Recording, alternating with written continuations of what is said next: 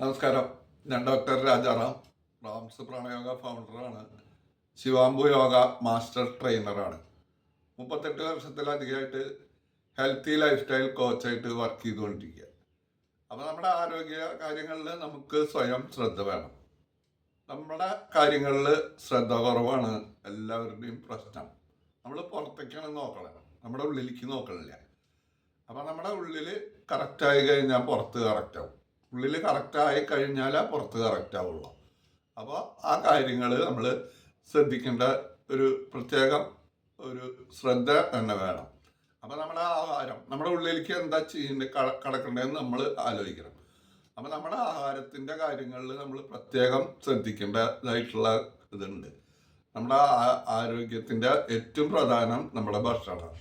അപ്പോൾ നമ്മുടെ ആവശ്യമില്ലാത്ത കുറേ കാര്യങ്ങൾ നമ്മുടെ ഉള്ളിലേക്ക് ചെല്ലുന്നുണ്ട്. അപ്പോൾ അത് ശരീരത്തിന് കൂടുതൽ ആമാശയത്തിന്, അതുപോലെ നമ്മുടെ ബ്രെയിനിൻ്റെ സഹായത്തോടു കൂടി ദഹനം നടക്കണം. അപ്പോൾ ബ്രെയിനടക്കം അത് ദോഷം ചെയ്യും. അപ്പോൾ നമ്മുടെ ആഹാരം പ്രത്യേകം ശ്രദ്ധിക്കണം. നമുക്ക് ആൽക്കലൈൻ ഭക്ഷണങ്ങളാണ് ആവശ്യം. അസിഡിക് ആയിട്ടുള്ള ഭക്ഷണങ്ങൾ ചെല്ലുമ്പോഴാണ് കൂടുതൽ ദോഷം, ശരീരത്തിന് കൂടുതൽ ദോഷം വരുന്നത്. അപ്പോൾ ആൽക്കലൈൻ ഭക്ഷണങ്ങൾ കൂടുതലായിട്ടും നമുക്ക് പച്ചക്കറികളാണ് ആൽക്കലൈൻ ഭക്ഷണങ്ങൾ. കുമ്പളങ്ങ, മത്തങ്ങ, പടവലങ്ങ, അതുപോലെ പഴങ്ങൾ, അതൊക്കെയാണ് ആൽക്കലൈൻ സ്വഭാവമായിട്ടും മാറുന്നത്. അപ്പോൾ അത് നമ്മുടെ ഭക്ഷണങ്ങളിൽ ഉൾപ്പെടുത്താൻ നോക്കണം. ഈ വാഴപ്പിണ്ടി, അതുപോലെ കുമ്പളങ്ങയുടെ നീര്, അങ്ങനെയുള്ള ജ്യൂസുകൾ, നെല്ലിക്ക ജ്യൂസ്, അതൊക്കെ നമുക്ക് നല്ലതാണ്. കുക്കുംബർ, ഈ കാര്യങ്ങളൊക്കെ നമുക്ക് എത്ര കഴിച്ചാലും ദോഷം ഉണ്ടാവില്ല. അപ്പോൾ അത് നമ്മൾ ശ്രദ്ധിക്കണം. പാലും പാലുൽപ്പന്നങ്ങളും നമുക്ക് ദോഷമാണ്, മനുഷ്യർക്ക് ദോഷമാണ്. അപ്പോൾ അതും മാക്സിമം ഒഴിവാക്കാൻ നോക്കാം. അതുപോലെ ചായ, കാപ്പി, അതൊക്കെ നമുക്ക് ഊർജം തരുന്നതിനാണ്, ഉത്തേജിപ്പിക്കണം. നമ്മുടെ സ്ഥിരകളൊക്കെ ഉത്തേജിപ്പിക്കണം. അത് നമുക്ക് ദോഷമാണ് ചെയ്യുന്നത്. അപ്പോൾ അതും പതുക്കെ ഒഴിവാക്കണം നല്ലത്. അല്ലാണ്ട് തന്നെ നമുക്ക് ഇഷ്ടം പോലെ ഭക്ഷണങ്ങൾ നമുക്ക് രസത്തോടു കൂടി കഴിക്കാനുള്ളത് ഉണ്ട്. അപ്പോൾ ആ ശീലം ആക്കി മാറ്റി കഴിഞ്ഞാൽ നമുക്ക് ബുദ്ധിമുട്ടുണ്ടാവില്ല. അപ്പോൾ ഈ കാര്യങ്ങൾ നമ്മൾ ഉള്ളിലേക്ക് ചെന്ന് കഴിഞ്ഞാൽ ദഹിക്കാൻ, നമ്മുടെ ശരീരത്തിന് ആ പ്രവൃത്തി ചെയ്യാനായിട്ട് നമ്മൾ വ്യായാമം വളരെ ആവശ്യമാണ്. ആ വ്യായാമത്തിൽ യോഗയാണ് നമുക്ക് എല്ലാത്തിനും പെർഫെക്റ്റ് ആയിട്ടുള്ളത്.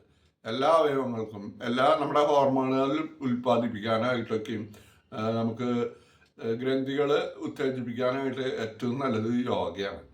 നടത്തം മാത്രം ഉണ്ടായതുകൊണ്ട് കാര്യമില്ല. നടത്തം നല്ല തന്നെ, പക്ഷെ അത് മാത്രം ഉണ്ടായതുകൊണ്ട് കാര്യമില്ല.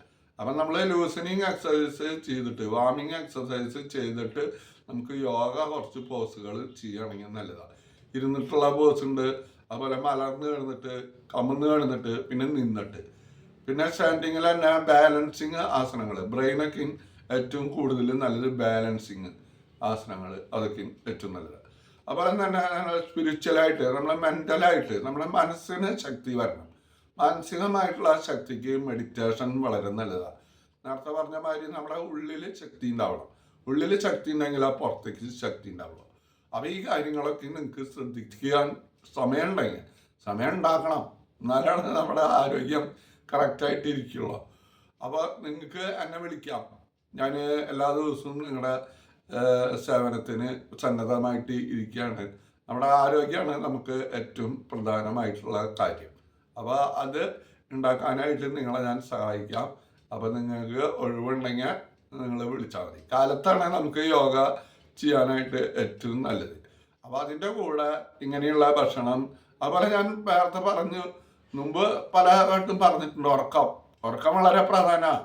നമ്മുടെ ശരീരം റെസ്റ്റ്, വിശ്രമം, റിപ്പയറിങ് നടക്കുന്നത് ഇരുട്ടത്ത് കിടന്നുറങ്ങുമ്പോഴാണ്. നമ്മുടെ പൈനിയൽ ഗ്ലാൻഡ് ഉൽപ്പാദിപ്പിക്കുന്നത് സെറോട്ടോണിനും മെലാട്ടോണിനും. ഇരുട്ടത്ത് കിടന്നുറങ്ങുമ്പോഴാണ് അത് ഉണ്ടാവുള്ളൂ. അപ്പോൾ ഇരുട്ടത്ത് നമ്മൾ കിടന്നുറങ്ങണം. ആദ്യം നമ്മുടെ ശരീരം കാറ്റബോളിസം ഒന്ന് ശ്രദ്ധിച്ച് അത് മെയിൻറ്റെയിൻ ചെയ്യും, അത് ബാലൻസ് ചെയ്യും. പിന്നെ നമ്മൾ മെറ്റബോളിസം കറക്റ്റ് ചെയ്യും. അങ്ങനെയാണ് നമ്മുടെ സുഖനിദ്രയിലേക്ക് പോകും. ആ സുഖനിദ്രയിലാണ് നമ്മൾ സ്വപ്നങ്ങൾ, കാര്യങ്ങളൊക്കെ കാണുന്നത്. അപ്പം ഈ 4 ഘട്ടങ്ങൾ നമ്മുടെ ഉറക്കത്തിൽ ഉണ്ടാവണം. അപ്പോൾ 1 മണിക്കൂർ 2 മണിക്കൂർ ഉറങ്ങിയിട്ട് കാര്യമില്ല. നമുക്ക് മിനിമം 6 മണിക്കൂർ, ശരിക്കും 8 മണിക്കൂറാണ് ഉറങ്ങേണ്ടത്. അപ്പോൾ ഈ കാര്യങ്ങളൊക്കെ നമ്മൾ ശ്രദ്ധിക്കുകയാണെങ്കിൽ നമുക്ക് ഗുണമുണ്ടാവും. നിങ്ങൾക്ക് എന്നെ വിളിക്കാം. 703-599-38-33. ആ നമ്പറിൽ വിളിച്ചു കഴിഞ്ഞാൽ നമുക്ക് ആരോഗ്യത്തിനെ കുറിച്ച് കൂടുതൽ കാര്യങ്ങൾ അറിയാൻ സാധിക്കും. നന്ദി.